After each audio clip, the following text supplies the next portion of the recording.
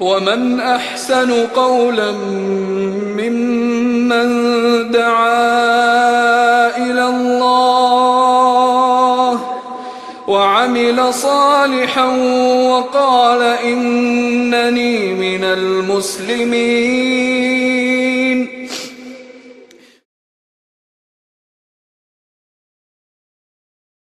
Assalamualaikum warahmatullahi wabarakatuh. Bismillah. Innal hamdalillah nahmaduhu wa nasta'inuhu wa nastaghfiruh wa na'udzu billahi min shururi anfusina wa min sayyiati a'malina. Man yahdihillahu fala mudilla lahu wa man yudlil fala hadiya lahu. Wa ashhadu an la ilaha illallah wahdahu la syarika lahu wa ashhadu anna Muhammadan abduhu wa rasuluh. Amma ba'd. فإن أصدق الحديث كتاب الله وخير الهدي هدي محمد صلى الله عليه وسلم وشر الأمور محدثاتها وكل محدثة بدعة وكل بدعة ضلالة وكل ضلالة في النار. Alhamdulillah, kita bersyukur pada Allah Subhanahu wa taala dengan limpah kurniaan daripadanya jua dapat kita bertemu lagi pada malam ini 27 Rabiul Akhir 1436 Hijrah bersamaan dengan 16 Februari 2015. Kita masih lagi membicarakan tentang maslak al-mubtadi'ah fi at-ta'amul ma'an nusus syar'iyyah. Bab yang kedua daripada kitab ini iaitu manhajut talaqqi wal istidlal baina ahli sunnati wal mubtadi'ah, karangan Dr. Ahmad bin Abdul Rahman As-Suwayyan. Bab yang kedua ini membicarakan tentang manhaj ataupun maslak, cara golongan ahli bid'ah, golongan bid'ah dalam berinteraksi dengan nas-nas agama. Kita telah pun membicarakan al-aslul awal, dasar yang pertama, iaitu menolak raddun nusus ats-tsabitah allati tukhalifu ahwa'ahum wal jur'ah fil i'tirad 'alayha. Menolak nas-nas yang sabit, yang ada, yang wujud, nas-nas yang sabit maksudnya yang telah ditetapkan dalam Al-Quran dan juga dalam hadis, yang didapati menyalahi hawa nafsu mereka ataupun ideologi mereka, dan juga al-jur'ah iaitu berani menentang nas-nas ataupun dalil-dalil tersebut. Okey.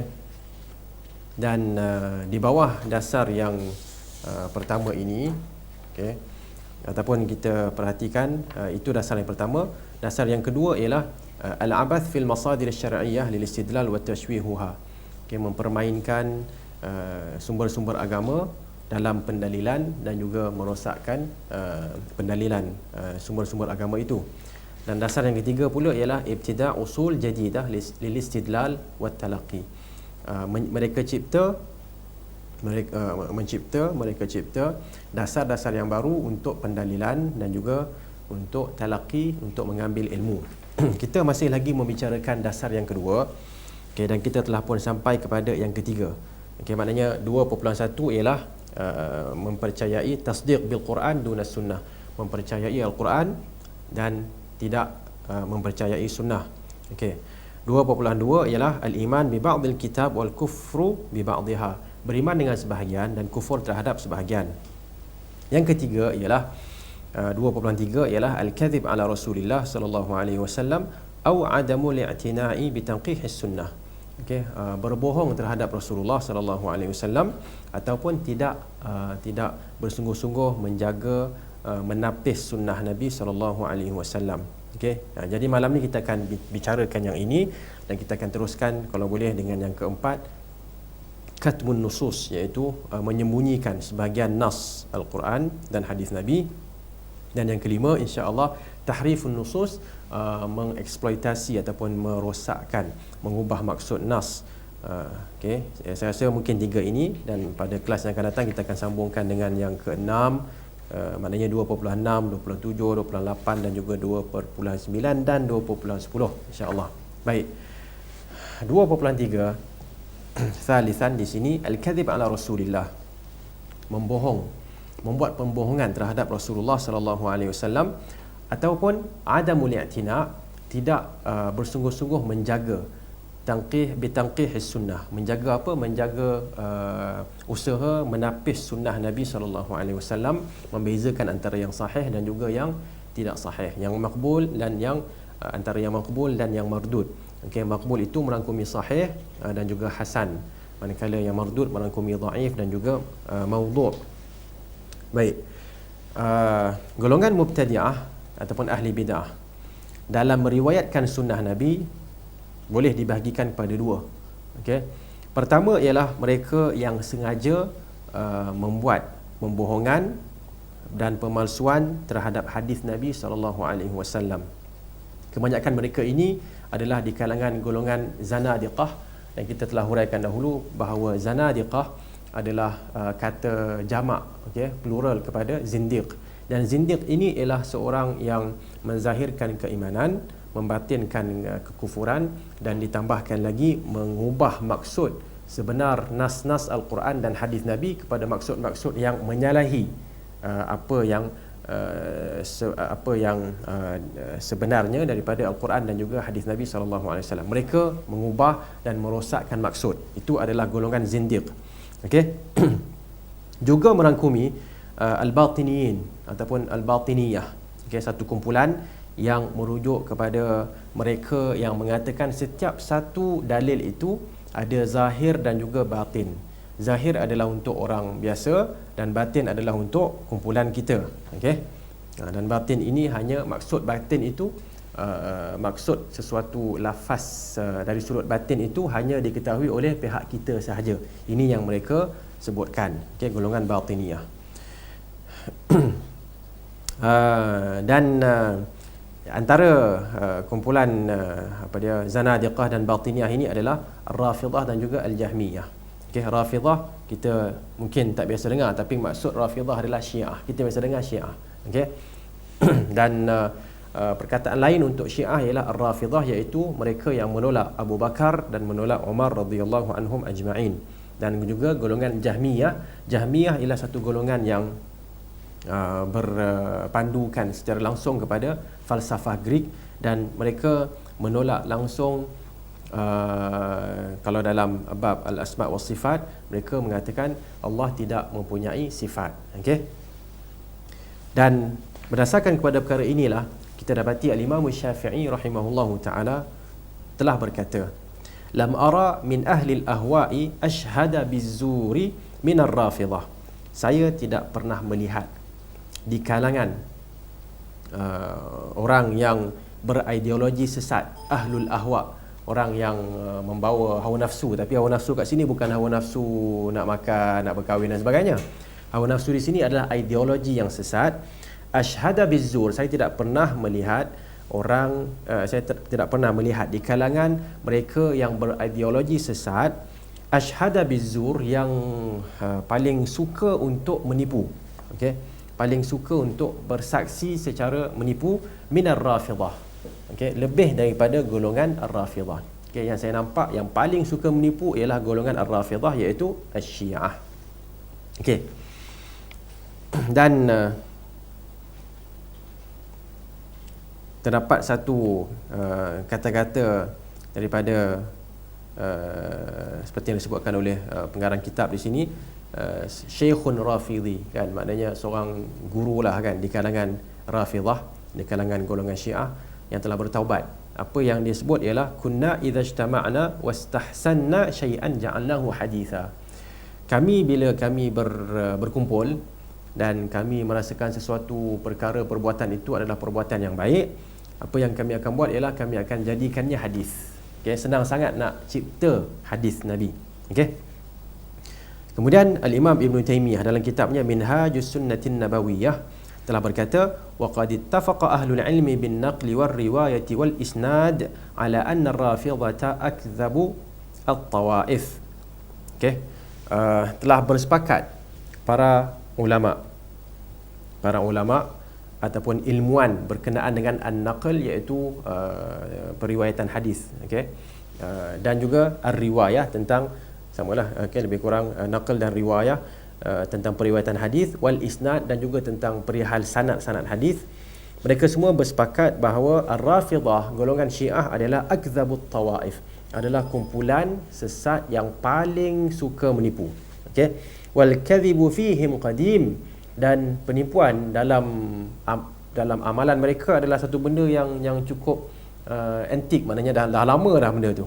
Walihadza kana a'immatul Islam, dan disebabkan inilah ulama-ulama Islam yang alamu namtiyazahum bikathratil kadhib, mengetahui mereka secara jelas dengan penipuan yang banyak. Maksudnya kalau banyak menipu tu, merupakan apa?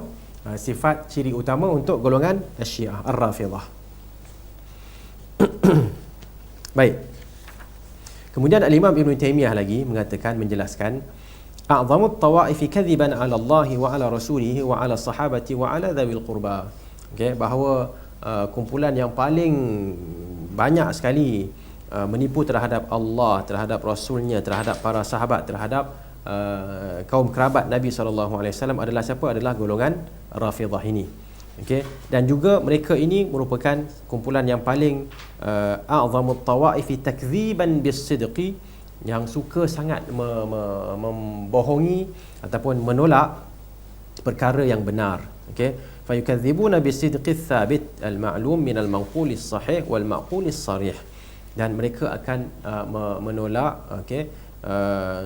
perkara yang benar yang terdapat dalam nas-nas yang sahih. Manqul, naqal kan, maknanya dalil-dalil yang sahih, dan juga maqul, perkara yang diketahui oleh akal ataupun yang logik, yang jelas kelojikannya, mereka juga akan senang-senang tolak benda tu. Jadi ini adalah kumpulan yang pertama.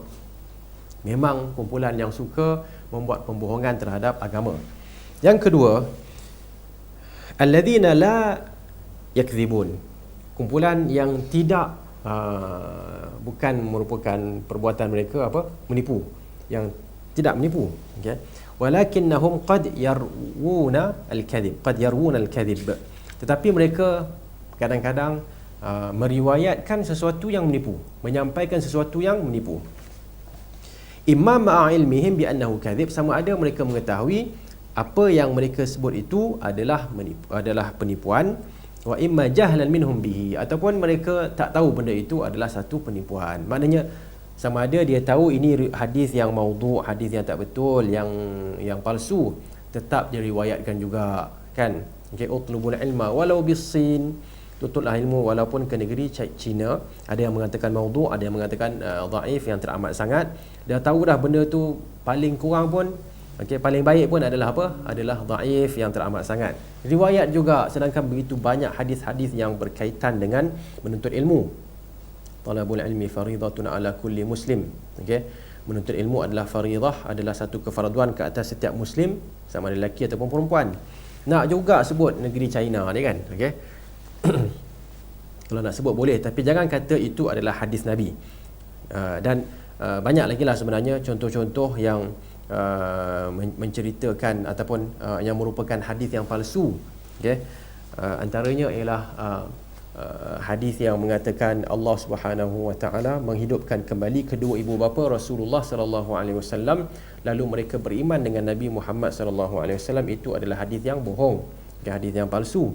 Tapi ada orang dia tak tahu itu hadis palsu, ataupun dia tahu, sama ada kadang-kadang dia tak tahu dan dia meriwayatkan, ataupun seorang lagi dia tahu dan dia tetap nak meriwayatkan.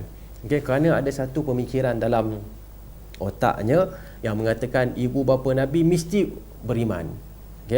Walaupun Rasulullah SAW pernah sebutkan dalam hadis Muslim ataupun hadis Bukhari, mengatakan inna abi wa abaka finnar, sesungguhnya ayahku dan ayahmu berada di dalam neraka. Dan Al-Imam An-Nawawi rahimahullah ta'ala telah mengatakan, menjelaskan perkara itu dalam kitabnya Syarah Sahih Muslim, bahawa kedua ibu bapa Rasulullah SAW adalah tergolong dalam golongan musyrikin Quraisy. Baik, tak apalah, itu saya nak sebutkan sebagai contoh sahaja. Jadi ada yang tahu benda itu palsu dan tetap meriwayatkan, dan ada yang tak tahu, tetapi tetap meriwayatkan. Ada yang tak tahu lalu meriwayatkan hadis yang dhaif kerana mereka kurang ilmu tentang hadis Nabi SAW. Jadi begitulah kita faham bahawa kebanyakan golongan mubtadi'ah ataupun ahlul bid'ah. Dan saya ulang kat sini, bila kita sebut mubtadi'ah, bila kita sebut ahlul bid'ah, artinya ialah mereka yang memang dasar pengamalan mereka dalam agama adalah bid'ah. Okey, bukannya orang ahli sunnah yang tersilap. Ahli sunnah kalau tersilap, kita tak panggil dia mubtadi'ah, kita tak panggil dia ahlul bid'ah. Tetapi yang kita maksudkan dengan mubtadi'ah, yang kita maksudkan dengan ahlul bid'ah ialah mereka yang dasar pemikiran dia, dasar i'tiqad dia adalah berdasarkan kepada bid'ah. Barulah kita panggil dia itu ahli bid'ah. Okey. Jadi secara umumnya kita boleh nyatakan bahawa golongan mubtadi'ah perangai dia macam ni. Okey. Dan juga sebahagian daripada orang yang jahil di kalangan ahli sunnah. Okey. Baik. Dan perkara ini telah menyebabkan banyak kerosakan dalam agama. Okay, banyak kerosakan dalam agama, dan kita kena faham kerosakan dalam agama adalah lebih besar daripada kerosakan dalam dunia. Okay. Kalau kereta kita rosak dengan akidah kita rosak, maka sebenarnya akidah kita, kerosakan pada akidah itu adalah lebih dahsyat lagi. Contohnya kalau kereta kita tayarnya pancit, okay, dengan kita menyambut hari apa dia panggil, hari Valentine Day kan. Dah dekat Valentine Day sekarang ni kan? Ke sudah dah? Sudah dah kan? Okey. Ya, kita sambut Valentine Day. Sedangkan kita kena tahu bahawa Valentine Day ditafsirkan sebagai hari kekasih. Tapi kalau kita tengok elok-elok kan, asalnya itu adalah kisah dalam seorang padri lebih kurang yang menghadapi satu situasi yang tertentu, lalu mereka meletakkan cerita tu sebagai cerita hari kekasih. Sedangkan cerita itu adalah berkenaan dengan agama. Jadi tidak patut kita menyambut hari tersebut. Dan saya pernah sebut sekali lah, saya pernah sebut bila saya mengajar, dia minta mengajar kursus perkahwinan, okay, dalam bahasa Inggeris. Jadi saya pernah sebut sekali, there is no such thing as honeymoon, okay? No such thing as honeymoon in Islam. Okay. Bila saya sebut yang untuk orang peranjat, okay, Ustaz, how can, kan? Tapi macam mana kita nak apa ialah nak macam mana kita nak mengenali dengan lebih mendalam lagi pasangan kita kan, okay? Ataupun nak menikmati. Jadi saya kata tidak ada, mana ada bawa dalil. If you have evidence, please give me. If you don't have evidence, just keep silent and listen to me. Okay, lebih kurang itulah kan saya sebut. Jadi orang semua dah kelang kabut dah. Iyalah, mungkin mereka dah bercadang untuk pergi honeymoon ke mana-mana. Tapi akhirnya saya mengatakan, okay, listen brothers and sisters, there is no such thing as honeymoon, but you have the whole life to make it honey. Okay, maknanya you have honey life kan. Sepatutnya yang ada ialah kehidupan yang penuh dengan kemanisan, bukannya satu bulan tu manis, lepas tu jadi apa? Jadi pahit kan. Satu bulan manis, lepas tu jadi apa? Masam. Okey, tak boleh begitu. Okey. Jadi konsep Islam sepatutnya yang didahulukan, dan bukannya konsep-konsep ataupun cara kehidupan barat kufur ataupun timur kufur, utara selatan yang kufur yang kita bawa masuk, dan dengan itu kita mengabaikan ajaran Islam. Jangan buat begitu. Ambil Al-Quranul Karim, baca daripada mula sampai habis. Kat situ kita akan dapati banyak petunjuk yang akan membantu kita dalam kehidupan kita. Banyak konsep-konsep, banyak formula-formula yang akan meluruskan pemikiran kita. Okey? Dengan itu, Al-Imam Ibn Taymiyah mengatakan, adalah diketahui bahawa mereka yang muazzimin, mereka yang mengagungkan falsafah dan juga al-kalam. Okay, falsafah ini besar ceritanya, tapi saya ringkaskan. Falsafah ni bukannya falsafah hidup saya ialah macam ni kan. Falsafah hidup saya ialah keluarga didahulukan. Bukan itu bukan maksud falsafah yang disebutkan oleh Ibn Taymiyah.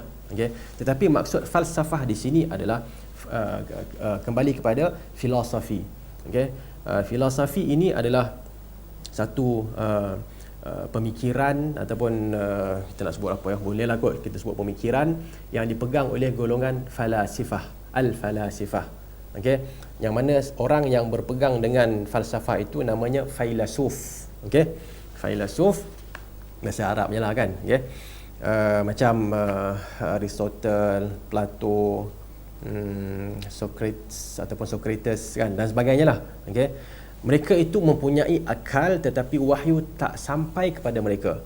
di zaman al-Imam di zaman Nabiullah Rasulullah Isa ibn Maryam alaihi salam, apabila baginda diutuskan kepada Bani Israel, okay, wujud di sebelahnya apa?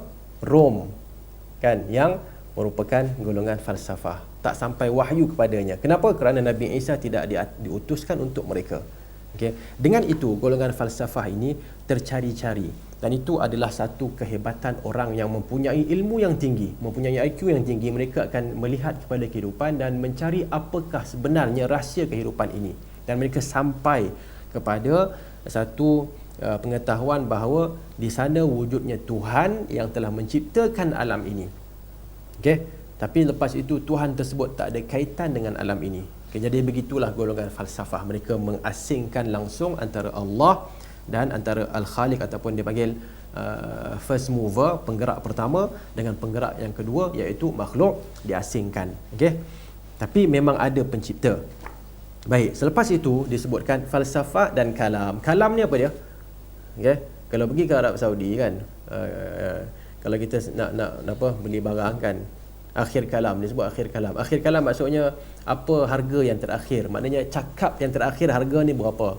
Yang jadi jangan kalau nak beli baju apa semua, dia letak 40 rial kan, 40 rial, jangan kita pergi okeylah 40 bayar terus, tak tanya dulu kan, boleh tak kurangkan lagi, kali salah sin 30 kan, kurang lagi tak boleh. Akhir kalam berapa? Dia kata akhir kalam 31 lah, aku bagi kat hang, contohlah kan. Okey. Jadi kalam sini bukan percakapan, tapi kalam sini ialah percakapan yang menjelaskan logik yang kita percayai, dan logik itu adalah sesuatu yang diambil daripada falsafah tadi. Okey. Jadi tuan-tuan kena faham, bila ulama kita sebut ini adalah falsafah, ini adalah ilmu kalam, ilmu tentang kalam, ilmu bercakap, ilmu pidato ke apa ni? Bukan. Ilmu kalam ialah cara kita nak menyampaikan logik yang kita faham, dan logik itu adalah berpaksikan kepada falsafah Greek. Okay? Falsafah Greek yang merupakan falsafah yang bersifat kufur, bukan bersifat Islamik. Okay. Namun falsafah tadi selepas dimasukkan ke dalam Islam, namanya diislamisasikan, keluarlah nama baru, iaitu ilmu kalam. Okay? Baik, mereka yang mengagungkan falsafah dan mereka yang mengagungkan al-kalam, ilmu logik ini,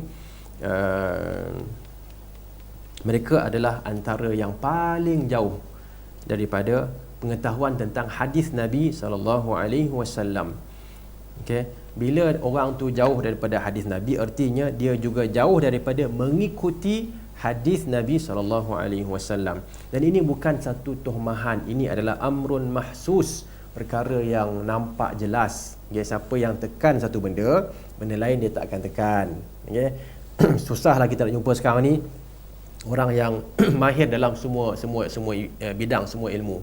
Okay, sepatutnya kemahiran itu memang merangkumi, tetapi susah kita nak jumpa orang yang, sebagai contoh lah kan, okay, dia boleh bercakap dalam apa dia boleh berbicara tentang engineering, pada masa yang sama dia boleh berbicara tentang hadis Nabi. Tak banyaklah orang macam tu kan. Okay? Tapi yang pentingnya kita balik kepada tajuk kita ataupun perbincangan kita. Orang yang suka kepada falsafah, pada kalam, okay, biasanya dengan hadis Nabi dia tak berapa suka.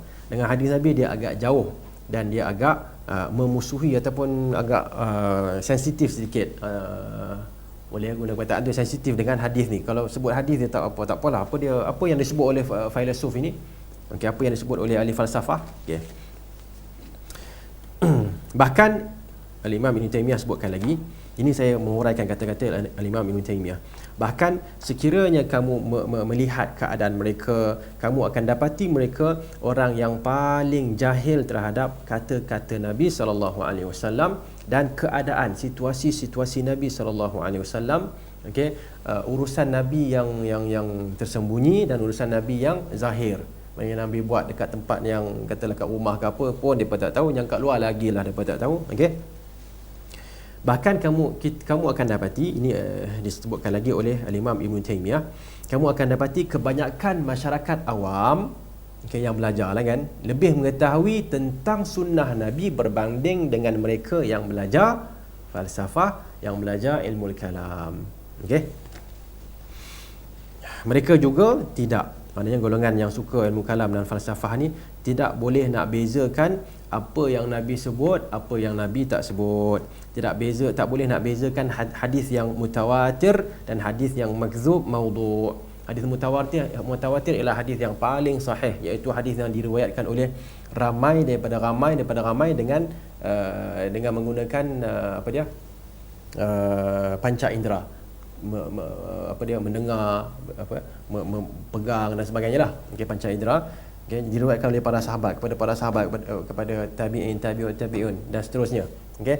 Jadi itu namanya mutawatir, tak boleh lagi nak dipertikaikan. Siapa pertikaikan jatuh kufur. Okey. Tapi masalahnya ialah golongan ini mereka tak boleh bezakan mutawatir dengan makzub, maudhu'. Yang hadis yang palsu pun dia rasa hadis palsu ni, tapi itu ialah hadis ni tak, macam mana kamu sebut, macam mana ustaz sebut hadis ni palsu sedangkan orang semua dah riwayatkan benda ni. Okey, kita nak kata bukan orang cakap, yang pentingnya ulama kita cakap. Ulama hadis cakap ini hadis mutawatir, ya mutawatir. Ulama hadis kata ini hadis yang maudhu' lah dia. Walaupun satu Malaysia mengatakan contohnya hadis ini adalah hadis yang masyhur di Malaysia, tak dia tak bertukar daripada maudhu' kepada sahih dengan kemasyhuran. Okey. Mereka juga okey. Mereka berpegang kepada mereka, apa yang mereka buat ialah mereka tak kisah, tidak membezakan antara yang maudhu' ataupun yang tidak maudhu'. Okey, tapi mereka berpegang kepada pandangan mereka. Yang pentingnya tak kiralah hadis tu sahih ke apa benda, kata saya tak kisah yang tu, yang pentingnya ialah pandangan saya. Sesuai tak hadis tu? Kalau sesuai kita ambil, kalau tak sesuai kita tolak tepi. Okey. Dengan itu ya'diluna ila ahadits, mereka akan pergi kepada hadis-hadis hadis Nabi yang diketahui secara pasti di kalangan para ulama. Okey. Dan mereka meninggalkannya. Ini satu masalah. Dan benda di kalangan ulama hadis adalah satu hadis yang sahih, yang pasti. Kalau tak menepati pandangan mereka, mereka akan tinggalkan. Okey. Dalam keadaan mereka tidak mengetahui maksud hadis itu. Okey. Bahkan Imam Ibn Taymiyah sebutkan lagi, bahkan mereka tidak mengetahui bukannya hadis sahaja, Al-Quran pun mereka tak tahu maksudnya, apatah lagi hadis Nabi. Okey. Jadi dengan itu bagaimanakah mereka akan mengetahui hakikat-hakikat ataupun ilmu-ilmu yang diambil daripada Rasulullah sallallahu alaihi wasallam. Okey, kita kena ingat Al-Imam Ibn Taymiyah rahimahullah adalah di antara ulama yang digelar Syekhul Islam. Syekhul Islam ni maksudnya memang orang yang begitu alim dalam Islam. Okey, ilmu falsafah ni jadi macam apa dia? Makanan dia lah kan.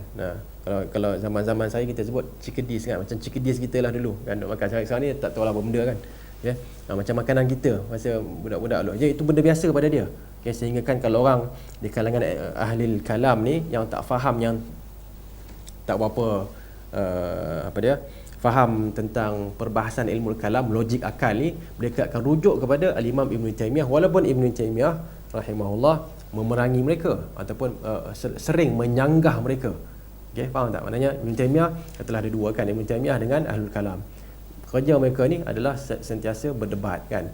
Okey, ataupun yang Ibn Taymiyah nak menyampaikan kebenaran yang ada dalam Quran dan Sunnah. Mereka pula mengatakan nak ambil daripada golongan falsafah. Okey.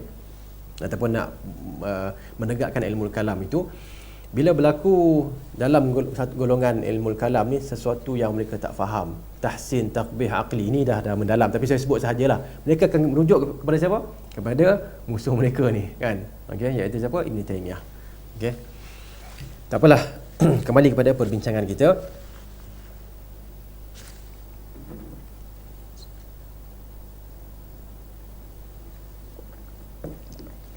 Okey.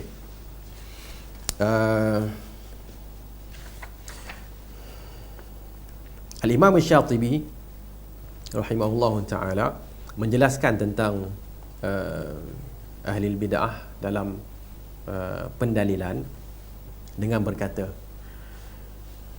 antaranya ialah mereka berpegang kepada hadis-hadis yang lemah, dan juga hadis-hadis yang makdzub, yang makdzub fiha ala Rasulillah, yang direka cipta ataupun yang dibuat secara bohong. Tak ada sebenarnya, tapi mereka kata ini adalah hadis. Okey. Yang tidak akan diterima oleh ulama dalam bidang hadis. Okey. Jadi ulama bidang hadis, kalau kita nak tanya tentang hadis, tanyalah mereka. Kalau kita ada masalah fiqh, tanyalah ulama tentang fiqh. Okey. Contoh sekarang ni dia bawakan contoh seperti hadis al-iktihal yaum Ashura, hadis pakai celak pada hari Ashura. Okey, hadis ikram ad-dik al-abyad, menghormati ayam putih kan. Kat Malaysia ni kita memang banyak suka ayam putih ni kan. Ya. Khususnya kalau kita jumpa bomoh-bomoh, biasanya dia akan minta ayam putih kan. Betul tak? Ya. Mungkin dia pengguna hadis-hadis yang dhaif tentang perkara ni. Juga makan bazinjan, iaitu terung. Okay, makan terung, okey. Jadi terung tu ada kehebatan kan, ataupun ada al-bazinjan syifa'un min kulli da'. Bazinjan adalah apa dia? Penawar kepada segala penyakit. Okay, nampak sangat hadis tu diambil daripada al-habbatus sauda syifa'un min kulli da'. Daripada hadis yang sahih, iaitu habbas sauda itu adalah habbas sauda adalah penawar kepada segala penyakit. Dia bertukar. Orang penjual terung ni, dia jual terung tak jalan, tak laku, dia pun sebut. Nabi bersabda, al-bazinjan syifa'un min kulli da', kan. Bazinjan yang aku jual ni, terung yang aku jual ini adalah penyembuh kepada segala penyakit. Orang pun ramai beli habis hari itu. Okey. Jadi begitu yang diceritakan tentang hadis ini, bagaimana keluar ataupun direka cipta. Dan juga hadis lain berkenaan hadis yang lemah, yang tak boleh diterima ataupun yang palsu ini, ialah Nabi SAW, hadisnya tak betul. Hadis mengatakan Nabi bila dengar nyanyian, Nabi pun macam yalah bergerak gitu kan. Dia panggil apa? Menghayati nyanyian tersebut sampai dia apa perkataannya, badan dia bergerak-gerak sikitlah, okey. Sampai dia punya ridak ni biasanya kalau kita tengok selendang lah. Okay, selendang ni maksudnya macam selendang orang pergi umrah, pergi haji kan. Jadi kebiasaan pakaian pada zaman tersebut ialah izar, iaitu kain sarung, dan kain selendang. Jadi bila hadis ini menunjukkan, hadis yang tak betul ini menunjukkan bila Nabi dengar satu lagu, Nabi SAW pun bergerak-gerak sampai jatuh selendangnya. Ini adalah makdzub, pembohongan terhadap Rasulullah SAW. Okey. Baik. Jadi ini adalah bahagian perbincangan ini adalah di dalam nombor 2.3 tadi kan. Okey, 2.3, penipuan terhadap Rasulullah SAW dengan dua kumpulan di dalamnya. Satu kumpulan yang memang suka menipu ke atas Rasulullah, satu lagi kumpulan ialah yang tak bermaksud nak menipu, tapi disebabkan kejahilan dia pun menipu juga. Bawalah hadis yang palsu kan, dia tak tahu hadis itu palsu, ingatkan hadis itu sahih. Okay? Dan dengan itu kita boleh pergi kepada 2.4, iaitu katmun nusus, menyembunyikan nas-nas Al-Quran dan juga nas-nas hadis. Okey. Allah Subhanahu wa taala menyatakan, okey, dalam surah Ali Imran, ya ahlal kitab lima talbisuna al-haqqa bil batil wa taktumuna al-haqqa wa antum ta'lamun. Wahai ahli kitab, kenapakah kamu mencampur adukkan di antara kebenaran dan kebatilan, dan kamu menyembunyikan kebenaran sedangkan kamu mengetahui. Okey. Jadi ini adalah satu perkara yang Allah ceritakan kepada kita tentang ahli kitab. Perangai mereka ialah suka menyembunyikan kebenaran. Okey. Mereka tidak memberitahu kebenaran kecuali yang bertepatan dengan hawa nafsu mereka. Okey. Lagi Allah sebutkan dalam surah Al-Baqarah ayat yang ke-42. وَلَا تَلْبِسُوا الْحَقَّ بِالْبَاطِلِ وَتَكْتُمُوا الْحَقَّ وَأَنْتُمْ تَعْلَمُونَ. Dan janganlah kamu mencampur adukkan kebenaran dan kebatilan, dan jangan juga kamu menyembunyikan kebenaran dalam keadaan kamu mengetahui. Okey. Jadi ini perangai siapa? Perangai ahli kitab. Perangai yang elok ke ataupun yang tidak elok? Perangai yang buruk. Okey. Perangai yang buruk ini Allah ceritakan tentang ahli kitab. Okay, dan kita kena maklum bahawa golongan Mubtadi'ah telah mengikut jejak langkah ahli kitab. Okey. Mereka suka mengambil sifat yang tercela ini. Disebabkan inilah Waqi' Ibn Jarrah rahimahullahu taala, guru kepada al-Imam Syafi'i rahimahullahu taala dan imam-imam yang lain. Waqi' telah berkata, ahlul ilmi yaktubuna ma lahum wa ma alaihim. Orang yang berilmu, para ulama yang sebenarnya akan menulis apa yang menepati mereka dan apa yang menyalahi mereka. Faham tak? Maksudnya kalau tulis tu rasa sedap, depa tulis juga. Tulis tu rasa tak sedap, ini aku duk buat selalu ni kan, Nabi larang aku duk buat selalu. Tak mau buat lah, tak, mereka akan tulis juga. Okey. Kalau mereka tak mampu buat, maka itu kesalahan diri mereka. Okay, mereka tetap akan sampaikan hadis tersebut. Wa ahlul ahwa, adapun golongan yang berideologi sesat, ideologi yang menyimpang ini, la yaktubuna illa ma lahum. Mereka tidak akan tulis kecuali apa yang untuk mereka, yang sesuai dengan pendirian mereka, mereka akan tulis, mereka akan catatkan. Okey. Wa qala Ibn Hazm, okey, Ibn Hazm rahimahullah pula telah berkata, wala araqa dinan mimman yuwathiqu riwayatan idza wa faqat hawahu wa yuhinuha idza khalafat hawahu fama yatamassaku fa'ilu hadha min ad-din illa bit-tala'ub. Okey. Dan mereka dan wala araqa dinan, dan amat nipis agama siapa mereka yang mengatakan riwayat ini sahih kalau sesuai dengan hawa nafsu dia, riwayat ini pula lemah, dhaif kalau bercanggahan dengan hawa nafsu dia ataupun pegangan dia, ideologi dia. Okey. Dan orang yang berbuat begini adalah orang yang bermain-main dengan agama. Okey, dalam agama dia kena bersungguh-sungguh. Okey, ya Yahya khudhil kitaba biquwwah. Ambillah agama ini dengan kekuatan, wahai Nabi Allah siapa? Yahya. Jangan nak agama kena serius. Maksud serius kat sini ialah bila nak ambil, kena ambil yang betul. Kita tak boleh kata tak apalah ustaz, hadis ni walaupun dhaif dia hadis juga. Kan? Mana dia boleh cakap macam tu? Yalah, ustaz. Ustaz, kalau ada orang yang sahih dan orang yang saqim. Maksudnya orang yang sihat dan orang yang orang sihat dengan orang apa? Orang yang demam. Dua-dua pun orang ustaz. Kan? Saya pernah kat Madinah dulu, bila kita tegur seorang tu, makanlah, kul bi yaminik ya akhi, syaitan yaqulu bi shimali. Makanlah dengan tangan kanan, syaitan makan dengan tangan kiri. Dia pun tengok kita, dia kata dua-dua daripada Allah, kan? Tangan kanan dengan tangan kiri Allah yang cipta, kenapa pula aku nak kena marah, kan? Okay? Jadi itu adalah hujah daripada syaitan sebenarnya, kan? Patutnya bila dah tahu tu, minta maaf, terima kasih, kan? Itulah sepatutnya. Memang itu pun yang Nabi SAW sebutkan, ajar bila nak makan dengan tangan kanan.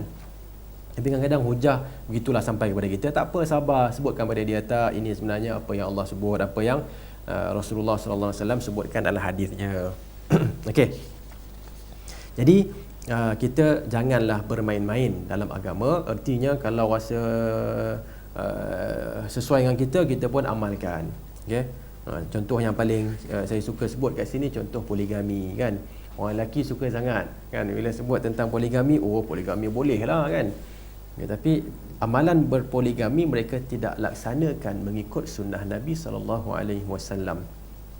Okey. Saya bukan nak mempertahankan sesiapa, tidak. Tapi saya nak sebutkan di sini, antara amalan berpoligami ialah izin tak termasuklah, kan? Saya ustaz kena minta izin kan daripada daripada isteri yang pertama tu, kan? Tak perlu minta izin. Tapi selepas dah kahwin, kan, isteri yang pertama berhak mengetahui. Okay, berhak tu bukan supaya dia dapat apa-apa, tak. Supaya dia tahu bahawa dia perlu bahawa suaminya perlu menjaga dua, bukannya menjaga satu. Okey. Jadi itu adalah amalan-amalan para ulama salaf, kan? Amalan Rasulullah, amalan para sahabat. Bila dah berkahwin mereka akan maklumkan. Okey, dan bila maklumkan artinya dia tak ada jadual. Okey, hari ini adalah untuk yang pertama, esok yang kedua. Okey, tambah 3 ya, tak apa, lusa yang ketiga. Rasa susah pula kan, buat dua, tak apa, 2 hari. Tak ada masalah yang tu. Tapi yang pentingnya ialah perkara tersebut sampai, okey, dan kita tidak sembunyikan perkara itu, okey, supaya kenapa? Kerana benda tersebut kita rasa tak sesuai dengan kita sebagai lelaki, tak boleh begitu. Okey. Satu lagi contoh, macam bapa kan, bila bergaduh dengan anak, dia kata apa yang aku bagi kepada engkau selama ni aku haramkan. Bukan hak dia nak mengharamkan kan, dia hanya boleh, bahkan kalau dia haramkan menjadi satu dosa ke atasnya, kerana itu adalah kewajipan untuknya memberikan nafkah. Okey, contoh, beberapa contoh yang ada lah. Baik. Al-Imam Ibn Taymiyah rahimahullahu ta'ala berkata, kamu tidak akan berjumpa dengan seorang ahli bid'ah kecuali dia merupakan orang yang suka menyembunyikan dalil, yang menyalahi pegangannya, dan dia cukup tidak suka untuk nak menampakkan ataupun menyebarkan dalil tersebut. Kalau hadis, dia tak suka nak riwayatkan hadis tersebut. Okey, bahkan dia benci nak buat benda tu kan, pasal bercanggahan dengan akidah dia, pegangannya. Seperti yang disebutkan oleh sebahagian ulama salaf, mabtada'a ahadun bid'atan illa nuzi'at halawatul imani min qalbih. Tidak ada seseorang yang membuat bid'ah, okey, kecuali kemanisan iman akan ditarik keluar daripada hatinya. Okey. Baik, saya rasa kita boleh sikit lagi kot. Nak ambil berapa ni? 6 minit lagi, okey. Ada soalan ni? Tak ada. Satu soalan tunggu dulu. Okey. Kemudian Al-Imam Ibn Taymiyah mengatakan lagi, satu perkara yang maklum, tidak ada seorang pun yang menolak nas-nas Alkitab, dalil-dalil Alkitab dan juga As-Sunnah, okey, dengan pandangannya, kecuali dia akan benci apa sahaja yang bercanggahan dengan pandangannya. Okay, dan dia akan mengharapkan supaya ayat itu tak turun, hadis itu tidak ada. Nabi tak sebut benda tu kan. Alangkah baiknya kalau ayat ni tak turun, alangkah baiknya kalau hadis ini tidak disebut oleh Nabi SAW. Bahkan kalau dia mampu nak padam Al-Quran, dia akan padam Al-Quran. Okey. Kemudian sebagai contoh kan, Bishr al-Mirrisi, okay, ataupun yang lain telah berkata, laisa syai'un anqasa liqaulina min al-Quran. Tidak ada sesuatu yang mengurangkan pandangan kita, maknanya menyalahi pandangan kita, okey, lebih daripada apa? Daripada Al-Quran itu sendiri. Okey. Fa aqirru bihi fi adh-dhahir.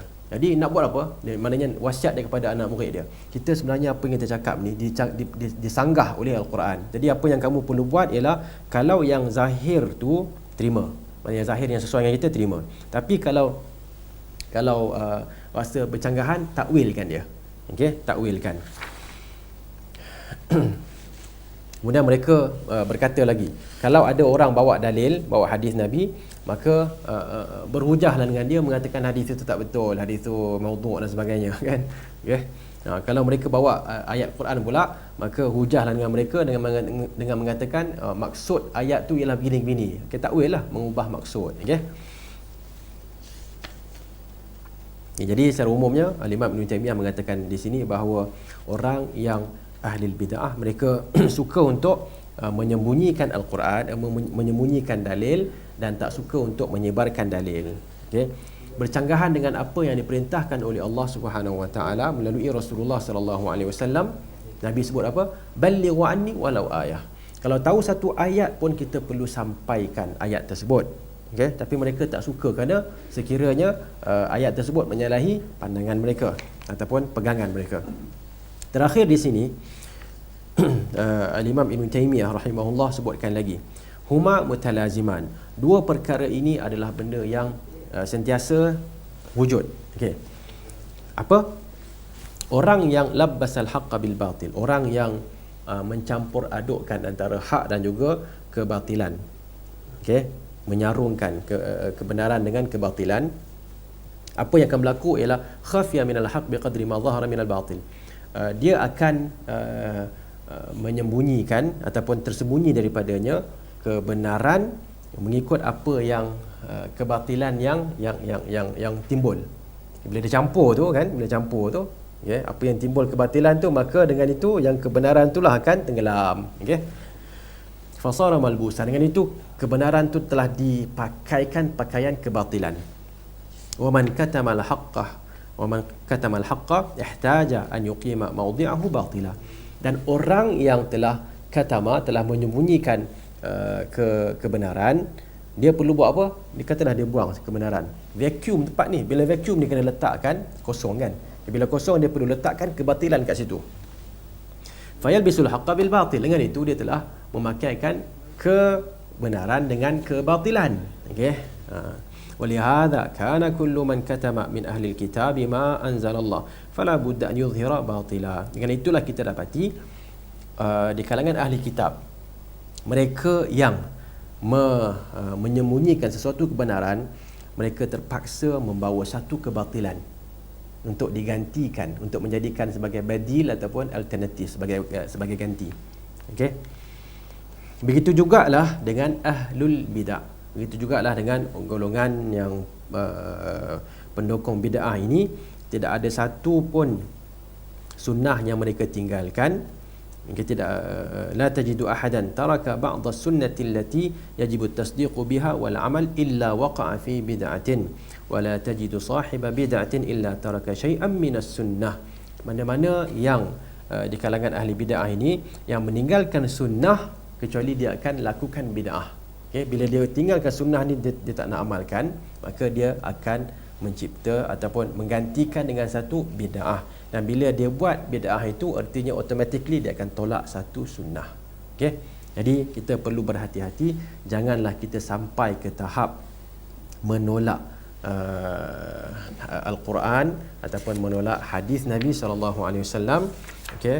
Janganlah kita sampai ke tahap menyembunyikan kebenaran. Bahkan jika datang kebenaran, qulil haqqa walau kana murra, sebutlah yang benar walaupun pahit untuk kita sendiri. Okay, saya rasa itu sahaja untuk malam ni. Apa soalan tadi?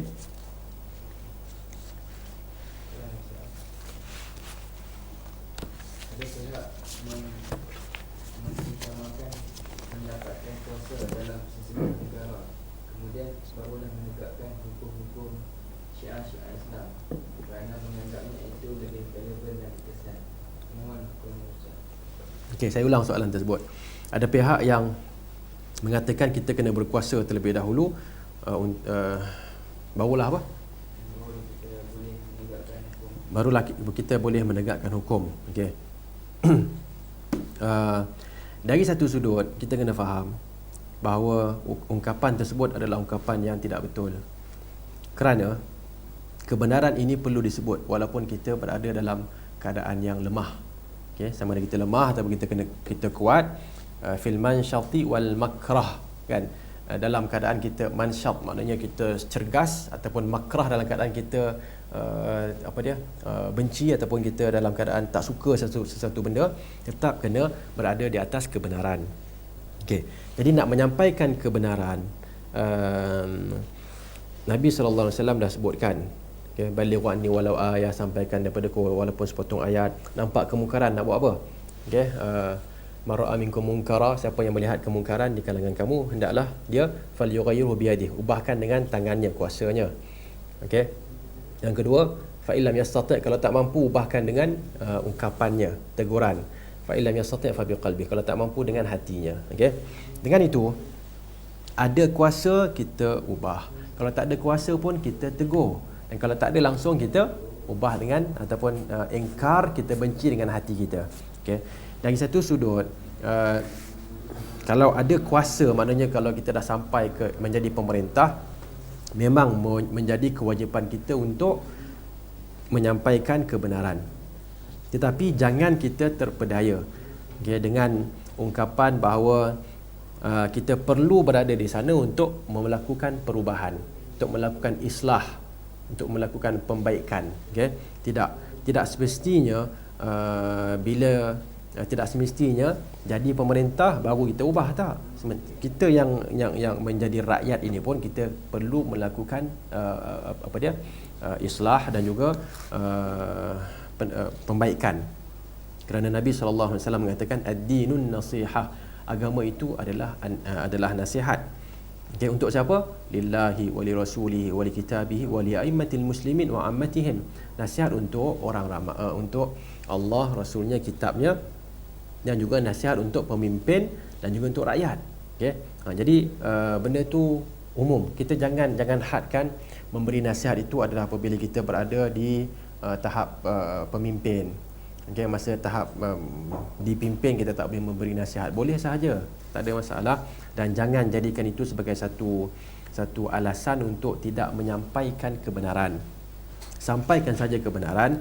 Jika ada keikhlasan, insya-Allah paling kurang ada orang dengar, ada orang amalkan. Kalau tak ada orang dengar pun, tak ada orang amalkan pun, tak ada masalah. Yang pentingnya kita sampaikan kebenaran. Okey. Maksudnya mungkin kita sebut sesuatu yang benar, orang dengar tapi orang tak amalkan. Tak, kita tak akan dipertanggungjawabkan terhadap perbuatan dia. Kita akan dipertanggungjawabkan terhadap perbuatan kita. Okey, kenapa bila kamu dengar kebatilan itu kamu senyap sahaja? Jawablah. Kalau ada jawapan, tak apalah, saya engkar dengan hati. Okey lagilah kan. Bukan saya tak mampu nak sebut, saya tak mampu nak ubah. Tapi kalau mereka yang mampu menyebut, kenapa tak sebut? Mereka yang mampu mengubah, kenapa tak ubah? Okey. Wallahu a'lam.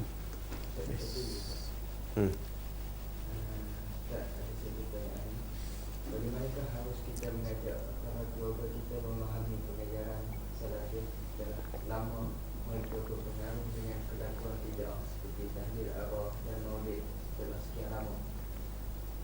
Okey, macam mana kita nak sampaikan kebenaran kepada keluarga kita yang telah banyak sangat buat bid'ah kan? Pertama ialah dengan penuh kasih sayang. Kadzalika kuntum min qablu famannallahu alaikum fatabayyanu. Begitulah kamu semua sebelum ini. Maka Allah Subhanahu wa taala telah memberikan nikmatnya. Mannallahu alaikum, Allah Al-Mannan, Allah yang memberikan nikmat, yang menyebut nikmatnya. Okey. Jadi fatabayyanu, hendaklah kamu berada di ataupun hendaklah kamu meneliti perkara tersebut. Okay, begitu lebih kurang maksud ayat tersebut, iaitu kita kena ingat dulu kita pun ataupun sebahagian daripada kita dulu pun duk buat bid'ah juga macam-macam kan. Jadi kita perhatikan macam mana kita dapat sunnah tu dengan orang yang memberitahu. Ada dua jenis orang kan. Pertama yang memberitahu secara keras kan, temat hang buat bid'ah ni kan, kamu buat bid'ah ni masuk neraka tu. Contohlah kan, kita dengar tu rasa macam mana? Berdesing telinga kan, berdesing telinga. Kalau jenis cepat marah tu, jantung kita dah deguk kan, rasa nak pukul dia budak ni kan. Okey. Seorang lagi pula macam mana, yang mengatakan tak, yang mengatakan, dia kata abang kan, benda ni Nabi tak ajar kan, Nabi ajar macam ni macam dengan cara yang baik. Mana satu agaknya yang kita suka? Okey. Jadi begitulah cara untuk nak berdakwah kepada keluarga kita adalah dengan waqulu linnasi husna, maka sebutlah kepada orang ramai dengan husna, dengan kebaikan. Okay? Dan orang yang paling layak di menerima kebaikan kita dalam berbicara adalah keluarga kita. Okay? Syekh Al-Imam Muhammad Nasiruddin Al-Albani rahimahullahu ta'ala telah mengatakan, apabila kamu menyampaikan kebenaran, maka sampaikanlah dengan kelembutan. Kerana sekiranya kamu menyampaikan dengan kekerasan, maka pihak yang kamu sampaikan itu akan menghadapi dua kejutan. Maksud kalamnya lah kan. Okay? Dua kejutan. Pertama ialah kejutan dia teguran terhadap terhadap benda yang dia rasakan betul, dia ditegur. Itu satu kejutan ataupun satu hentaman. Hentaman yang kedua, kejutan yang kedua ialah kekerasan daripada kamu. Jadi janganlah kumpulkan dua hentaman ke atasnya. Cukuplah dengan satu hentaman ataupun satu kejutan ke atasnya. Okey. Jadi sampaikan dengan yang baik, dia akan terkejut kan, tapi bila dengar kita cakap dengan cara baik, walaupun mungkin dia akan balas dengan cara yang tidak baik, tak apalah, kita sabar kat situ. Okay? Rasulullah SAW sampaikan dengan cara yang baik. Rasulullah SAW dibalas dengan cara yang tidak baik, Nabi sabar. Okay? Kita nak sampaikan sunnah, kan, aliran salaf ini nak sampaikan sunnah Nabi SAW, ikutlah cara Nabi SAW dalam menyampaikan sunnah tersebut. Okay? Jangan kita nak sampaikan sunnah guna cara bid'ah, kan, elakkan benda itu. Wallahu alam. Okay? Dengan itu insya-Allah kita mohon agar Allah Subhanahu Wa Taala membuka hati kita untuk menerima kebenaran dan memudahkan kita untuk menyampaikan kebenaran kepada orang yang paling dekat dengan diri kita, isteri kita, anak-anak kita, mak bapak kita, warga kita, dan juga kepada masyarakat. Kita tutup dengan tasbih al-kafarah. Subhanakallahumma wa bihamdik, asyhadu an la ilaha illa anta, astaghfiruka wa atubu ilaik. Wallahu ta'ala a'lam.